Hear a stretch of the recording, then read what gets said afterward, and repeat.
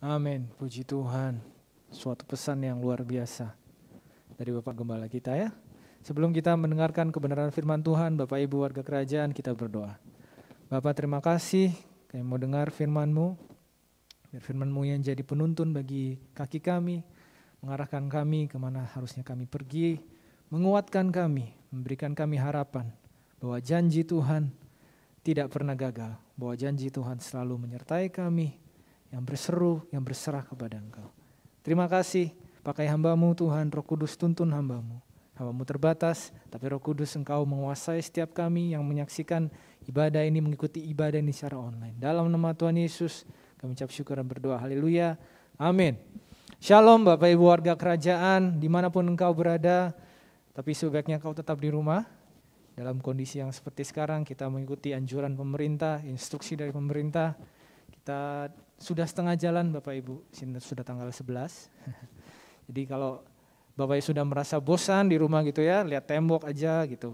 Bersabarlah, tidak lama lagi kalau kita tetap semua ikut protokol, kita disiplin, kita saling bertanggung jawab menjaga satu sama lain. Sesuai dengan kehendak Tuhan, mungkin tanggal 20 nanti bisa mulai pelan-pelan normal. Tapi terserah Tuhan ya, suka-sukanya Tuhan. Oke. Hari ini, pagi ini saya akan membawakan satu sharing yang berjudul tentang endurance. Daya tahan gitu ya, kalau diterjemahkan langsung ke bahasa Indonesia. Izinkan saya memberikan satu ilustrasi dulu kepada Bapak Ibu. Kalau dulu ketika belum ada akademi corona, ketika COVID belum sampai di Indonesia, belum ada di seluruh dunia, kita pasti sering jalan-jalan ke mall. Saya juga dulu sering jalan-jalan ke mall Bapak Ibu. Atau habis ibadah gitu ya, habis ibadah, jalan-jalan sama keluarga. Pasti Bapak Ibu saya yakin pernah melihat bahwa di mall itu ada salah satu tempat jualan minuman air tebu. Mungkin bukan cuma di mall ya, di jalan-jalan juga ada jualan air tebu. Kita tahu semua air tebu itu hasilnya dari tebu Bapak Ibu ya. Tapi kalau mau menghasilkan air tebu itu biasanya mereka harus ngelewatin satu proses dulu. Dipres, ditekan, dan bukan cuma sekali. Kalau kita perhatiin, kalau penjual air tebu itu berkali-kali diproses ya, digiling itu ya, digiles tebunya terus menerus dari tebu yang keras itu ya, kayak ini ya, keras sekali sampai udah rontok semua. Hasilnya apa? Hasilnya air. Betul ya? Kita sama-sama saya yakin pasti pernah melihat yang seperti itu. Kita mau belajar hari ini bahwa dari tebu yang seperti itu dia diproses terus dia bertahan dalam proses yang seperti itu. Tapi dia menghasilkan air tebu. Kita juga mau belajar sekarang Bapak Ibu di kebenaran firman Tuhan. Sama-sama kita buka di Yakobus 1 ayat 2 sampai 4. Yakobus 1 ayat 2 sampai 4. Saya bacakan buat Bapak Ibu, kita baca bersama-sama yang di rumah juga. Saudara-saudaraku, anggaplah sebagai suatu kebahagiaan apabila kamu jatuh ke dalam berbagai-bagai pencobaan. Sebab kamu tahu bahwa ujian terhadap imanmu itu menghasilkan ketekunan. Dan biarkanlah ketekunan itu memperoleh buah yang matang, supaya kamu menjadi sempurna dan utuh dan tak kekurangan suatu apapun, lacking nothing. Mari kita belajar dulu Bapak Ibu, ada 3 poin nanti kita akan pelajari hari ini. Tapi sebelumnya ada kalimat pembuka di ayat kedua. Adalah surat Yakobus kepada semua orang Israel ya, yang terserai-berai, diaspora. Dikatakan seperti ini, saudara-saudaraku, anggaplah sebagai suatu kebahagiaan apabila kamu jatuh ke dalam berbagai-bagai pencobaan. Kenapa Yakobus tulis seperti ini Bapak Ibu? Karena ketika Yesus sudah bangkit, sudah diangkat ke surga, banyak orang mengaku dan percaya kepada Yesus. Yang terjadi bukannya kesenangan, yang terjadi bukan kebahagiaan, tapi aniaya. Banyak sekali orang Kristen yang saat itu dianiaya oleh Kaisar Roma. Kepentingannya cukup kejam. Makanya Yakobus berkata seperti ini, anggaplah sebagai suatu kebahagiaan apabila kamu jatuh dalam berbagai-bagai pencobaan. Yang dimasukkan kebahagiaan sudah jelas, tapi ada katanya anggaplah. Mungkin kita menganggap pencobaan yang kita alami sekarang bukan sebagai kebahagiaan. Tapi Yakobus mengajarkan kepada kita dalam firman Tuhan ini, anggaplah sebagai satu kebahagiaan, sebagai satu sumber kebahagiaan dalam kehidupan kita. Lanjutan, apa yang jadi sumber? Apabila kamu jatuh ke dalam berbagai-bagai pencobaan. Kok enak ngomongnya Bapak Ibu ya? Bahagia kalau ditindas. Tapi kita akan belajar nanti maksudnya Yakobus apa. Tapi kita tidak bisa menerjemahkan kata jatuh ini secara literal, Bapak Ibu, jatuh gitu ya, enggak. Ini kan kiasan. Sama seperti kalau kita ngomong jatuh cinta gitu ya. Kita bukan kejatuhan cinta atau jatuh di cinta, kan enggak. Kecuali ada nama orangnya cinta gitu ya, beda. Tapi jatuh yang dimaksudkan dalam ini adalah kita itu dikelilingi, dikuasai, dipenuhi oleh pencobaan. Sama seperti jatuh cinta, kita itu dipenuhi rasa cinta. Ya kan, dikelilingi oleh cinta, kita merasa dicintai.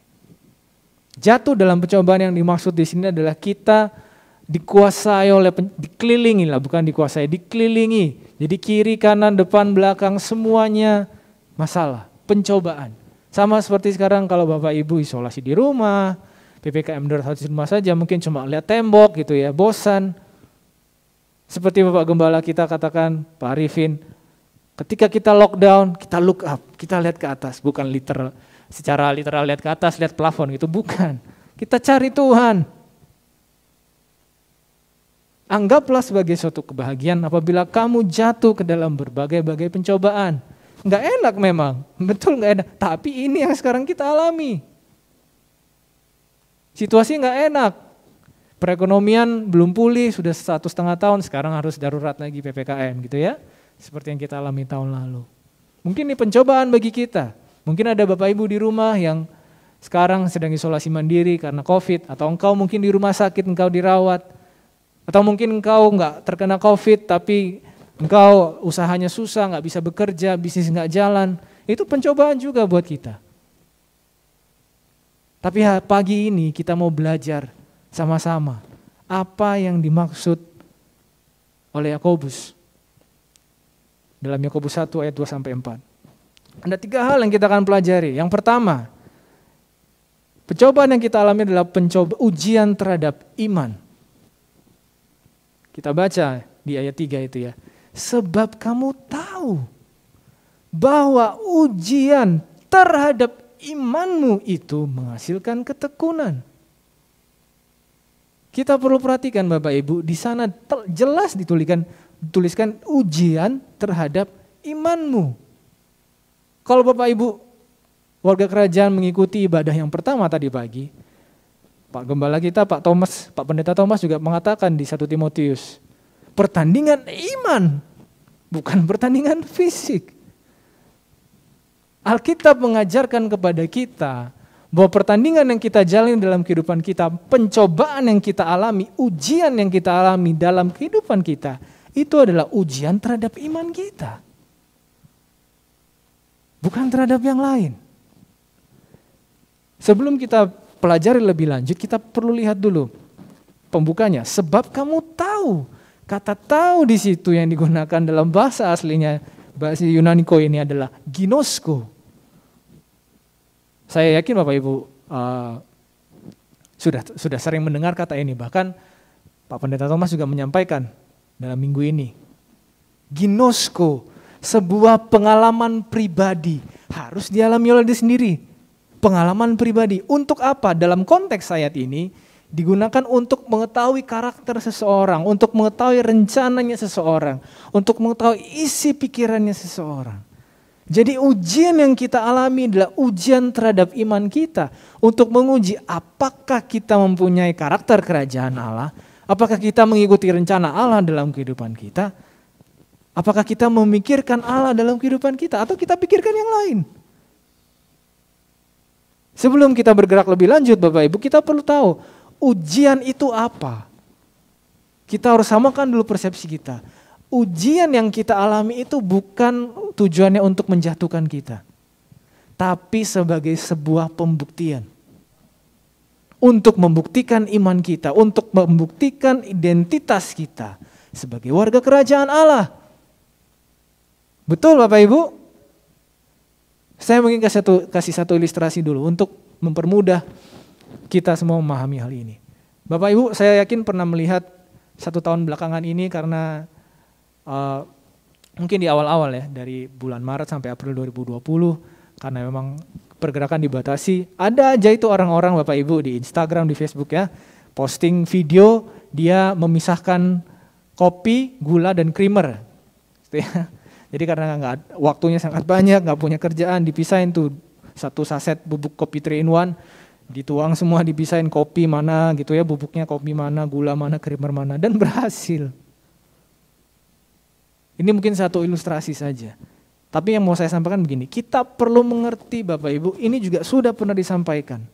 Kita ini adalah manusia roh, punya jiwa, tinggal dalam tubuh. Jangan dibalik. Jadi seharusnya yang kita fokuskan adalah manusia roh kita, bukan manusia badani kita. Kita harus menjaga, betul, itu penting. Tapi di Yakobus pun dikatakan bahwa ujian yang kita alami itu adalah ujian terhadap iman kita. Bapak Ibu, mungkin rekan-rekan, kakak adik yang di sini yang mungkin sedang bersekolah, kalau kita ujian matematika di sekolah, ada ujian matematika, yang kita pelajari apa? Matematika, jelas. Kalau ibu-ibu di rumah mau bikin bakso, belajarnya resep apa? Resep bakso. Bapak-bapak, kalau engkau bekerja sebagai teknisi, ilmu apa yang engkau pelajari? Ilmu teknisi. Gak mungkin kita mau ujian matematika, kita belajarnya biologi, gak nyucuk. Nilai pasti jelek. Pagi ini kita harus tahu bahwa ujian yang kita alami itu adalah ujian terhadap iman kita. Oleh karena itu, apa yang harus menjadi fokus kita? Iman kita. Bukan yang lain. Yang lain akan mengikuti Bapak Ibu. Jadi, ini pesan yang luar biasa menurut saya. Kalau kita mengerti ini adalah ujian terhadap iman kita, ya kita harus fokus dengan hubungan kita kepada Tuhan. Karena pada siapa kita beriman? Kepada Tuhan. Jadi itu yang harus menjadi fokus kita waktu-waktu ini. Mungkin ke depannya waktu-waktu tidak akan semakin mudah. Karena itulah yang dikatakan Alkitab. Kesudahan zaman sudah dekat. Mungkin ujian yang kita alami sekarang, ujian yang dialami oleh seluruh dunia saat ini, itu sebagai persiapan ke depan. Kita tidak tahu. Yang tahu hanya Tuhan. Oleh karena itu kita harus tanya Tuhan. Kita menguatkan iman kita kepada Tuhan. Itulah satu-satunya jalan. Karena perlu diingat, ini adalah ujian terhadap iman kita. Kita lihat poin yang kedua. Ujian terhadap iman kita. Terus apa? Tujuannya apa? Dikatakan di situ ya, lanjut. Ayat yang keempat. Dan biarlah ketekunan itu memperoleh buah yang matang. Sampai di situ dulu. Poin kedua adalah menghasilkan buah. Yes, betul ini adalah ujian terhadap iman kita. Tapi tujuannya apa? Menghasilkan buah. Semua kita harus menghasilkan buah. Hanya anak-anak saja yang tidak menghasilkan buah Bapak Ibu. Orang dewasa, putra-putri itu harus menghasilkan buah. Dimanapun engkau berada, engkau bekerja juga, engkau dihitung digaji dari buah yang engkau hasilkan. Dari satu produktivitas, sama. Ujian yang kita alami ini akan memaksa kita untuk menghasilkan buah. Pertanyaannya, buah apa yang akan kita hasilkan? Di Yakobus 3 ayat 10 dikatakan, tidak mungkin dari satu lidah yang sama keluar kata berkat dan kata kutuk. Itu tidak bisa. Dalam ujian yang sekarang kita alami, ujian iman kita, buah apa yang mau kita hasilkan? Karena itu menentukan identitasnya kita Bapak Ibu. Apakah kita akan mengeluh atau kita memilih tetap bersuka cita? Kita mengeluh kenapa? Kita bersuka cita kenapa? Kita bersuka cita karena kita tahu. Kita berserah sama Tuhan, Tuhan yang pegang masa depan kita. Tapi coba kita lihat sama-sama. Di situ ada dua kata yang saya mau highlight. Yang pertama ketekunan. Hupomone. Dalam konteks ayat ini diterjemahkan sebagai karakter yang menunjukkan kualitas dari seseorang yang tidak lari. Jadi karakter seseorang, dan itu menunjukkan kualitasnya yang tidak lari dari tujuannya yang semula, dalam tekanan ataupun ujian. Jadi ditekan terus gitu ya. Hupomone itu berada dalam tekanan.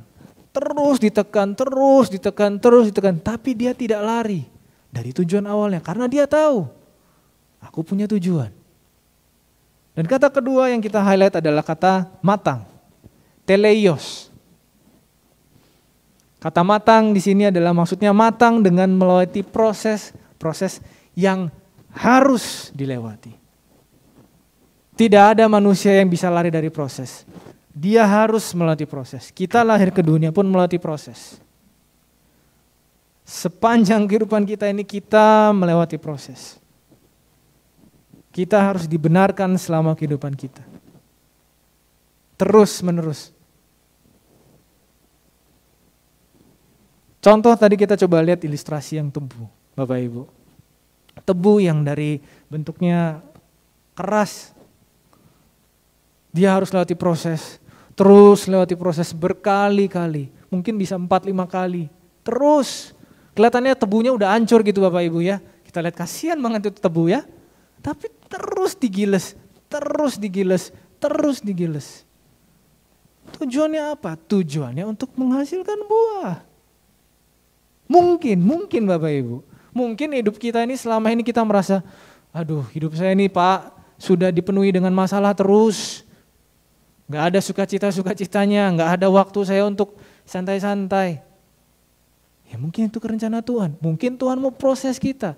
Mungkin Tuhan mau bentuk kita. Bentuk akhir kita seperti apa? Itu urusannya Tuhan. Itu rencana Tuhan. Tapi kita harus tetap menghasilkan buah. Sama seperti tebu tadi. Bentuknya dari keras jadi cair. Tapi dia tetaplah tebu. Dan buahnya dia bisa dinikmati oleh semua orang. Pagi ini kita belajar bahwa dalam ujian pun kita harus tetap menghasilkan buah. Tapi buah apa yang mau kita hasilkan? Karena dari buah itu kita tahu siapa kita. Itu menunjukkan identitas kita. Kalau dalam masa lockdown ini kita selalu ngoceh, aduh pemerintah ini gak benar, pemerintah ini gak konsisten. Secara tidak langsung kita menyalahkan Tuhan. Tapi karena kita tahu kebenaran, kita harus bilang, aku bersuka cita Tuhan, aku mengucap syukur. Mungkin ini Tuhan kasih waktu saya untuk mengasah diri saya. Untuk kembali membangun hubungan erat dengan Tuhan. Walaupun mungkin kita bilang, wah Pak udah cukup, udah 1 tahun kayak gini, udah capek. Nggak tahu Bapak Ibu, saya juga nggak tahu, itu rencana Tuhan. Tapi bagian kita adalah setia. Walaupun kita ditekan gitu ya, kanan, kiri, depan, belakang. Look up, lihat kepada Tuhan. Cari Tuhan. Kadang kita terlalu sibuk Bapak Ibu. Kadang kita terlalu sibuk sampai kita lupa Tuhan. Saya kemarin sharing kepada adik-adik di KGC, teman-teman di KGC. Ketika saya baca pembacaan Alkitab kita di 1 Raja 17, Elia pun mengalami hal yang sama loh Bapak Ibu. Nanti bisa baca di 1 Raja 17 ayat 1.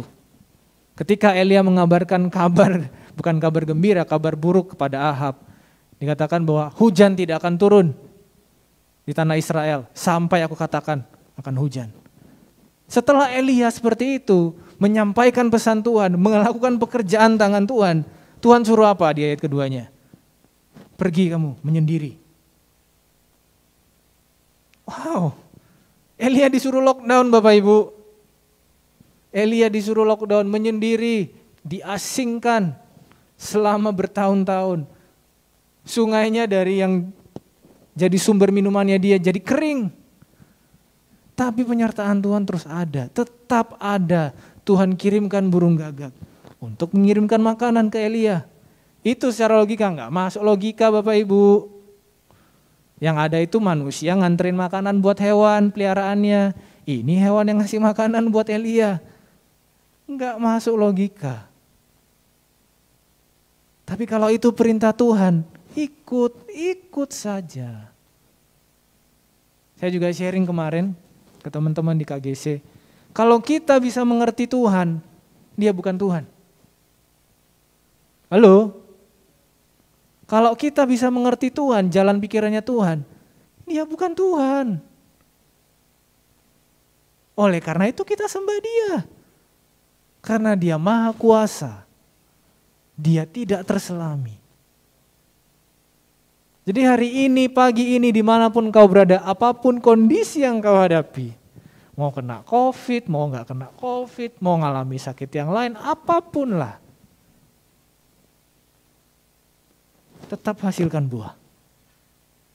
Karena itu yang dikehendaki dari proses ini. Dan yang ketiga, yang terakhir Bapak Ibu, di ayat 4 bagian yang kedua. Tadi kan dibilang, dan biarkanlah ketekunan itu memperoleh buah yang matang, supaya kamu menjadi sempurna dan utuh, dan tak kekurangan suatu apapun. Apa yang kita bisa mengerti Bapak Ibu dari ayat ini? Kita suka yang namanya kesempurnaan, kita suka yang namanya keutuhan, tapi kita harus kembali ke awal. Ayat keduanya tadi, sebab kamu tahu bahwa ujian terhadap imanmu. Jadi yang kita perlu mengerti bahwa kesempurnaan yang dimaksud adalah kesempurnaan dalam imannya kita. Kesempurnaannya kita, glorification itu nanti Bapak Ibu. Nanti. Ketika Tuhan Yesus datang di awan-awan kedua kalinya atau kita duluan dipanggil ke rumah Bapa. Itu titik akhir kita sempurna. Glorification nanti di situ. Sekarang enggak, sekarang kita ngeliatin proses dulu. Kita hasilkan buah terus. Kita semakin didewasakan supaya matang, tadi dibilang teleios. Matang dengan melewati proses-proses yang memang harus kita lewati. Kita enggak bisa lari dari proses. Dan kalau kita terus refleksi diri kita tahu bahwa ujian ini yang kita alami di masa-masa ini, itu lebih dari sekedar ujian terhadap kebutuhan materi kita. Ini ujian terhadap iman kita. Iman kita kepada Tuhan semakin disempurnakan hari demi hari. Karena memang seperti itu, manusia mudah lupa. Saya dapat informasi satu penelitian bahwa manusia itu katanya ya, saya juga gak tahu. Setelah dengar khotbah atau dapatin satu pelajaran, besoknya itu sudah hilang 80%. Jadi memang harus terus diulang. Proses itu harus terus kita alami dalam kehidupan kita supaya kita itu ingat, termasuk saya Bapak Ibu. Mau jabatan saya apapun, termasuk Pak Pendeta kita, Pak Pendeta Thomas. Kita semua mengalami proses. Cuma kita gak tahu aja proses orang lain. Tapi itu kita tetap harus hadapi supaya iman kita sempurna. Supaya kita benar-benar kembali pada akhirnya kepada Dia yang sejati. Dia yang penguasa hidup kita, Dia yang menulis hidup kita. Dan kita tetap percaya kepada Tuhan apapun yang kita lewati. Jadi hari ini, pagi ini, apapun yang kau alami, saya mau sampaikan kabar baik. Apapun yang kau alami, percayalah itu untuk mendatangkan kebaikan. Pilihlah buah yang baik, hasilkan buah yang terbaik. Supaya engkau didapati sempurna, engkau didapati setia di mata Tuhan. Mari kita berdoa. Bapa, terima kasih, Kau baik. Kami mau belajar Tuhan siang hari ini bahwa apapun yang kami alami Tuhan hari-hari ini Tuhan, kesusahan yang kami alami, proses pencobaan, itu semua ujian terhadap iman kami Tuhan. Kami mau bangun manusia roh kami supaya kami makin kuat, kami makin percaya dan berserah kepada Tuhan. Kami tahu tujuan hidup kami dan kami tidak lari. Kami jadi berkat, kami jadi perwakilan kerajaan Kristus, kerajaan Tuhan di tempat ini Tuhan, di muka bumi ini Tuhan. Dan biar ada kata-kata yang indah, kata-kata yang manis, kesaksian yang keluar dari mulut kami tentang kebaikan Tuhan, tentang kebesaran Tuhan dalam kehidupan kami. Terima kasih Tuhan, terima kasih. Mulut kami penuh dengan pujian Tuhan. Haleluya, haleluya. Kita naikkan pujian ini. Mulutku penuh dengan pujian.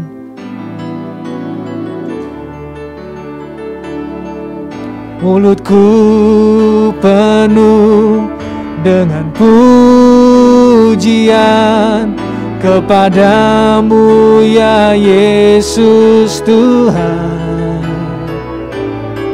Sepanjang hari ku beri penghormatan kepadamu ya Allah. Mulutku penuh dengan pujian, mulutku penuh dengan pujian kepadamu ya Yesus Tuhan. Sepanjang hari ku beri penghormatan kepadamu ya Allah. Sepanjang hari ku beri penghormatan kepadamu ya Allah. Sepanjang hari ku beri penghormatan kepadamu ya Allahku. Bapak Ibu warga kerajaan, mungkin sekarang kau harus isolasi karena terkena COVID. Tapi seperti yang saya sampaikan buat teman-teman di KGC kemarin, mungkin Tuhan punya rencana di situ. Mungkin dalam badai yang kau hadapi Tuhan punya rencana. Mungkin Tuhan mau lebih dekat dengan engkau. Saya banyak dengar kesaksian orang-orang Bapak Ibu. Ketika mereka harus isolasi, ketika mereka tanda kutip harus menderita karena COVID. Tapi ketika mereka ambil waktu untuk memuji menyembah Tuhan, mujizat terjadi. Gak cuma berlaku buat COVID Bapak Ibu. Apapun kondisimu, biarlah mulutmu penuh dengan pujian. Bukan keluh kesah, tapi pujian. Karena ketika kita memuji Tuhan, Dia hadir. Kita perlu memuji Dia supaya kita mengakui bahwa Dia Tuhan dan Raja dalam kehidupan kita. Dan Dia akan hadir. Kita mengucap syukur buat roti dan anggur, pengorbanan Yesus buat kita. Ini tanda persekutuan buat kita. Engkau di rumah persiapkan perjamuanmu. Engkau sedang sakit, persiapkan. Bisa berupa crackers, biskuit atau apapun, persiapkan. Ini lambang persekutuan kita dengan tubuh dan darah Kristus. Kita mengucap syukur. Tuhan, kami ucap syukur buat pengorbanan-Mu. Ini bukti kasih-Mu terhadap kami Tuhan. Dan kami dibayar lunas. Lunas Tuhan. Tidak ada kuasa apapun, tidak ada sakit penyakit apapun yang sanggup berkuasa atas kami. Karena kami tahu kami diselamatkan, kami ditebus oleh Engkau Tuhan. Ucap syukur buat pengorbanan-Mu Tuhan. Dan kami tidak kekurangan suatu apapun Tuhan. Kami tidak kekurangan suatu apapun. Terima kasih dalam nama Yesus. Mari kita angkat roti tinggi. Tanda bahwa kita mengakui inilah persekutuan dengan tubuh Kristus. Percayakah engkau warga kerajaan, roti yang kita angkat ini adalah persekutuan kita dengan tubuh Kristus. Kita makan dalam nama Yesus.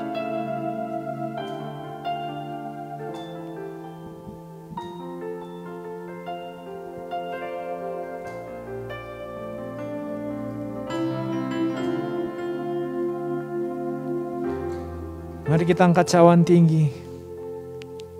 Ku percaya Tuhan, kuasa darah-Mu menyucikan, menyembuhkan setiap kami. Ku berdoa Tuhan, kuasa kesembuhan terjadi dalam nama Tuhan Yesus. Kuasa kesembuhan terjadi dalam nama Yesus. Warga kerajaan, percayakah engkau cawan yang kita angkat tinggi ini adalah persekutuan kita dengan darah Kristus. Kita minum dalam nama Yesus.